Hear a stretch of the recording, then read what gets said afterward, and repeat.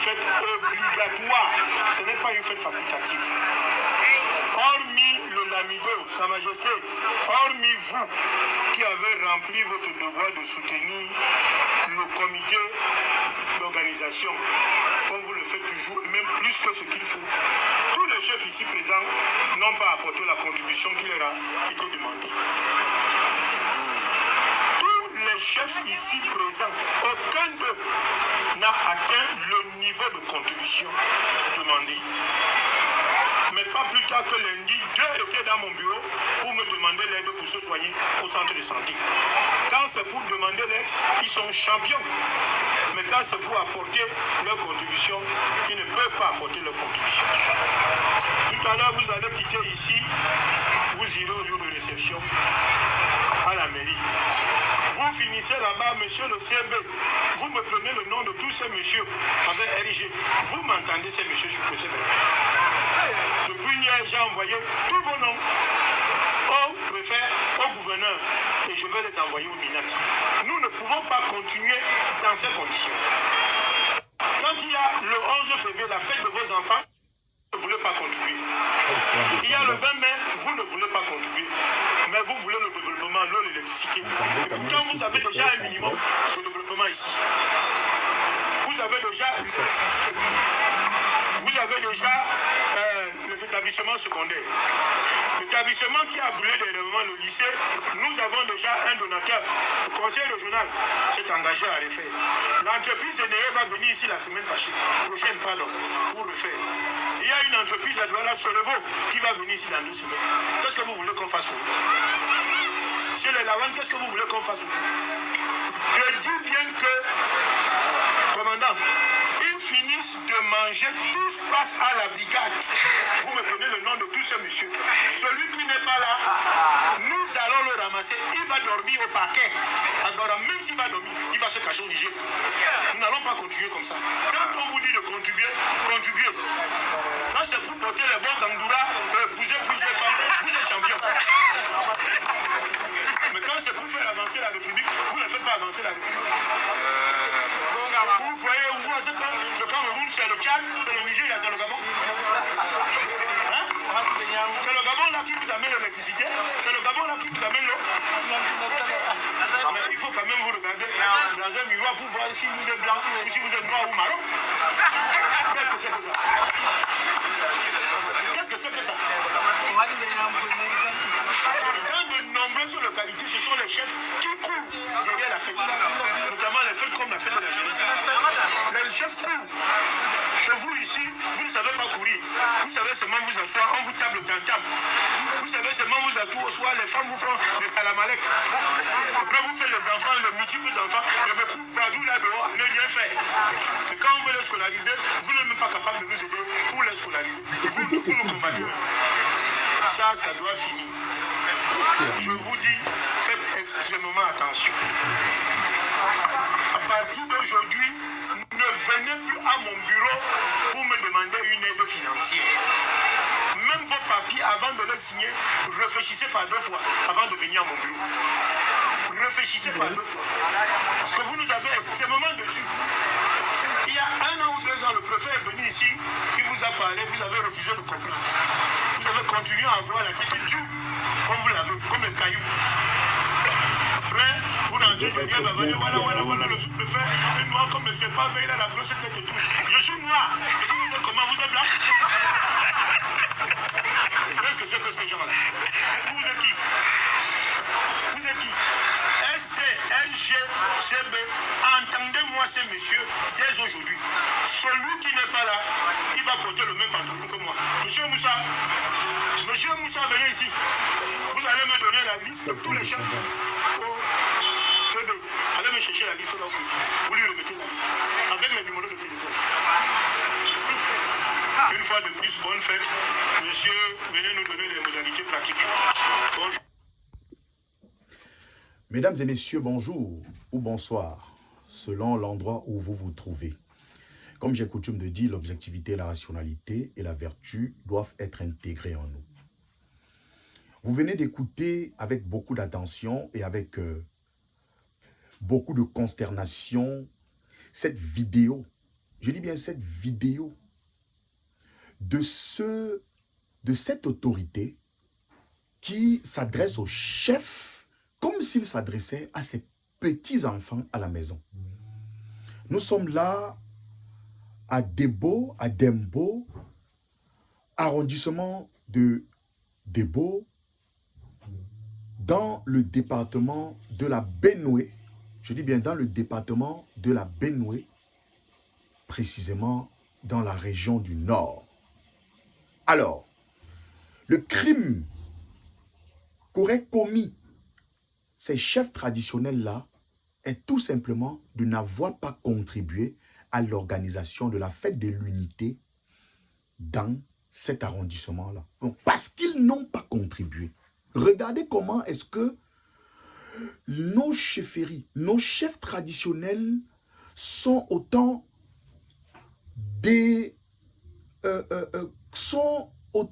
humiliés. La chefferie traditionnelle aujourd'hui est désacralisée. Mais la chefferie traditionnelle aujourd'hui n'est plus du tout sacrée. Peuple du changement, on a au Cameroun un peu plus de 800 chefs traditionnels. Ces 800 chefs traditionnels qui sont considérés comme des auxiliaires de l'administration sont aujourd'hui, retenez bien, aujourd'hui des politiciens. Ils reçoivent des injonctions de la part du gouvernement, de la part de l'État. Aujourd'hui, ils ont même des salaires. Et qu'est-ce qui se passe aujourd'hui?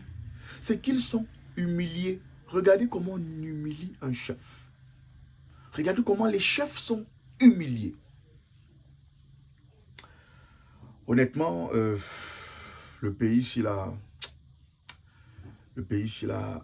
nous dépasse nous tous. Ça, le pays ici me dépasse déjà. Entrons même dans le fond de l'affaire. Lorsque vous écoutez ce monsieur, il dit, dès qu'ils auraient fini de manger, CB, entendez-les sous procès verbal. Écoutez comment il s'adresse. Écoutez le ton avec lequel il parle. C'est un sous-préfet. Il dit,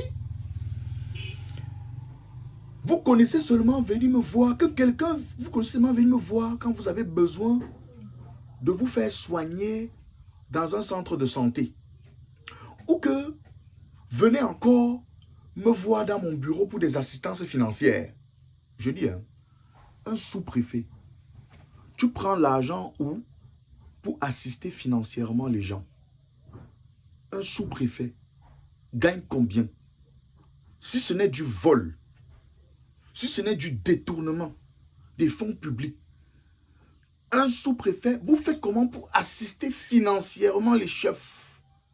Si ce n'est que vous êtes un détourneur des deniers publics, vous prenez de l'argent où? Ça, c'est la première des choses. Deuxièmement, le crime que ces chefs auraient commis, c'est de n'avoir pas cotisé. Parce qu'il faudrait qu'on parle pour que les internautes qui nous écoutent comprennent en réalité de quoi est-ce qu'il s'agit. C'est parce qu'ils n'ont pas cotisé l'argent. Donc, ils n'ont pas cotisé.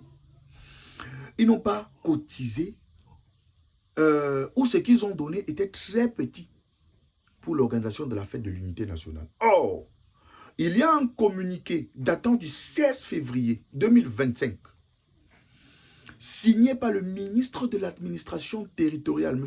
Paul Atangandi, qui interdit aux chefs traditionnels, qui interdit aux autorités administratives de demander aux chefs et aux autres autorités de demander des cotisations ou des contributions, d'appeler des gens à contribuer pour l'organisation des cérémonies.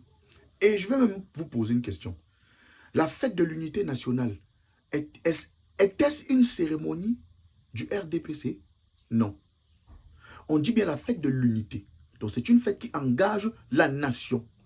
Les budgets alloués pour généralement ces fêtes-là sont des budgets qui sont... Donc ces budgets sont directement tirés dans les caisses de l'État. Il n'y a aucune loi. Et je mets quiconque au défi de me le prouver. Et il n'y a aucune loi qui demande aux chefs traditionnels de contribuer, pour l'organisation d'une cérémonie nationale. Si c'est dans le cadre d'un parti, oui. Les militants d'une formation politique, les cadres d'une formation politique peuvent contribuer pour la bonne marche de cette formation politique-là. Pas dans le cadre d'une fête nationale. Cela engage la nation. Et il poursuit en disant, pour ceux qui viendront encore dans mon bureau demander de l'aide financière. On vient dans ton bureau demander de l'aide financière, tu prends l'argent où? Je l'ai même déjà dit. Il poursuit en disant, même pour faire signer vos documents, préparez-vous bien avant de venir dans mon bureau pour signer vos documents. Mon ami, tu as obligation de signer les documents de tous les citoyens. Est-ce qu'un chef traditionnel n'est pas un citoyen? C'est une obligation, monsieur. Et tu n'es que nommé. Tu n'es que nommé parce que un sous-préfet, comme il a été nommé, il peut être nommé aujourd'hui et demain, il est démis de ses fonctions de sous-préfet. Et on le renvoie au MINAT. Maintenant, parce qu'il est nommé, mon ami, c'est le service public. La sous-préfecture ne t'appartient pas. Ça veut dire, dès qu'un citoyen arrive dans ta sous-préfecture avec un document à signer, dès lors qu'il est légal, on ne demande pas ton avis, tu le signes obligatoirement. Mais quel est même ce pays où des gens, parce qu'ils occupent un poste de responsabilité, pensent immédiatement qu'ils sont des rois? C'est-à-dire, il se prend pour un roi, pour un chef de l'État, mais M. Biya, vraiment, il a fabriqué des petits rois, chacun dans son service. Hein. C'est-à-dire qu'un individu, parce qu'il est sous-préfet quelque part, mais il se prend lui comme un chef d'État. Hein. C'est-à-dire qu'il parle au chef traditionnel comme s'il parlait assez. Mais voilà comme ça des gens qui sont sortis de l'ENAM. Mais j'ai un ami même à l'ENAM. Mais il faut que je pose la question à ces gens. Mais lorsque nous étions à l'université, lorsque moi j'étais à l'université en droit, il y a une UV qui s'appelait éthique et droit. C'était deux UV. Il y avait éthique et droit. Il y avait éthique et philosophie et droit. Il y avait éthique, philosophie et droit. Une UV. Mais éthique, philosophie et droit. Je pense qu'à l'ENAM, il faudrait que un cours intitulé éthique administrative soit institué là-bas. Parce qu'un administrateur civil ne s'adresse pas comme ça aux chefs traditionnels qui sont eux aussi considérés comme des autorités. Parce que ce sont des autorités. Puisqu'ils sont des auxiliaires de l'administration. Il y a des voies. Si vous voulez vous adresser aux chefs traditionnels de cette manière, il y a des voies, des moyens par lesquels vous pouvez le faire. Vous pouvez, par voie écrite, c'est l'administration. L'administration est écrite. C'est-à-dire qu'il peut immédiatement servir une demande d'explication ou alors des demandes administratives ou des lettres administratives. Il adresse tout cela à ces chefs traditionnels. Pas des canaux légaux. Et ceux-là, ces chefs traditionnels, lorsqu'ils vont recevoir cela, eh bien, ils vont bien évidemment leur répondre par des canaux, bien évidemment, légaux. Il y a des moyens par lesquels il peut s'adresser à ces chefs. Il s'adresse aux chefs traditionnels devant une foule aussi immense. Mais je vous dis, ce sous-préfet-là, parce qu'il faudrait que ma vidéo parvienne jusqu'à cet individu. Honnêtement, si c'était dans mon village, je ne pense même pas que vous aurez même dû dormir même encore une nuit. Parce que ça dit que les populations, les chefs traditionnels de mon village ne vous permettrez jamais de lui parler comme ça. Mais comment il s'adresse au chef?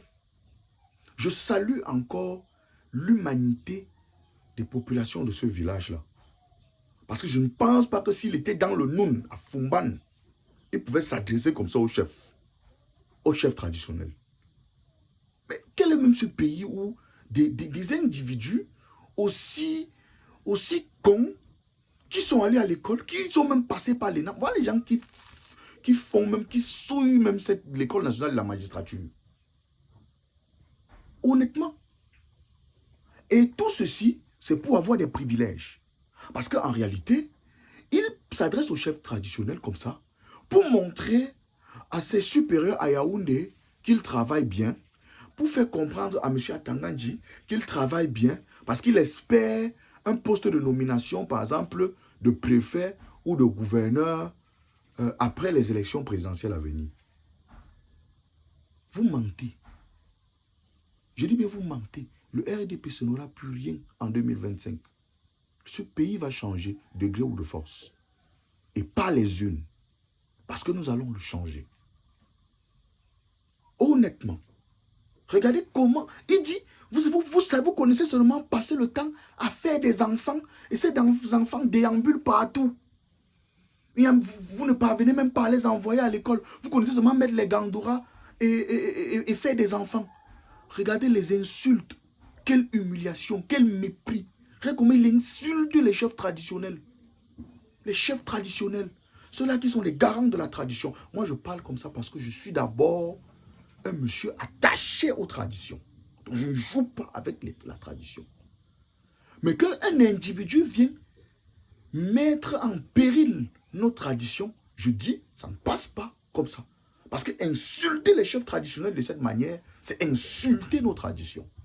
C'est banaliser nos traditions. J'ai comme l'impression, mais il s'adresse là comme un colonisateur, comme le colon. C'est un peu comme ça que les colons traitaient nos chefs traditionnels au temps de la colonisation. Et nous considéraient comme des riens, comme des indigènes. Honnêtement, cette affaire me désole. Peuple du changement. Et je suis très énervé par cette situation-là.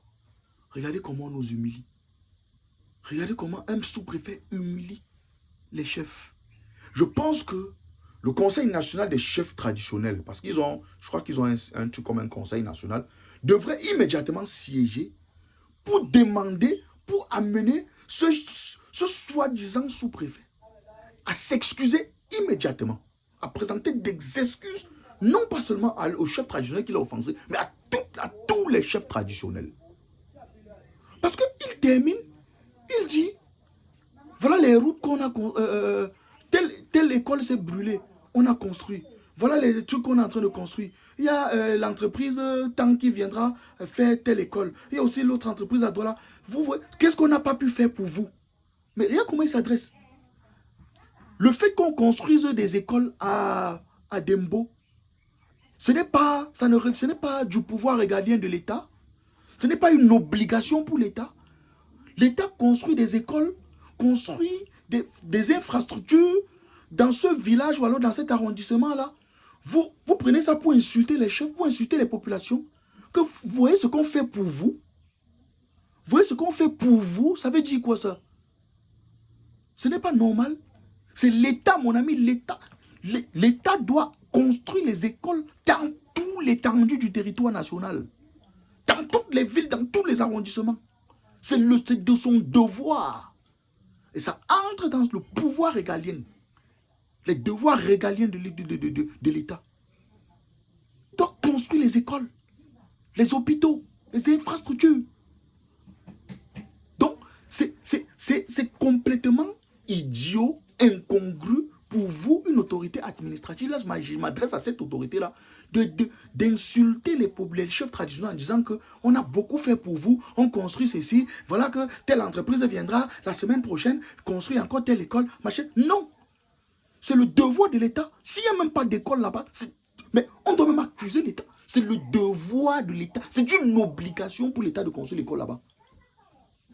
Et toi, tu n'es qu'une autorité administrative, mon ami. Tu n'es même pas un élu. Tu es légitime. Tu n'es même pas légitime. Peuple du changement, il faut que ce pays change.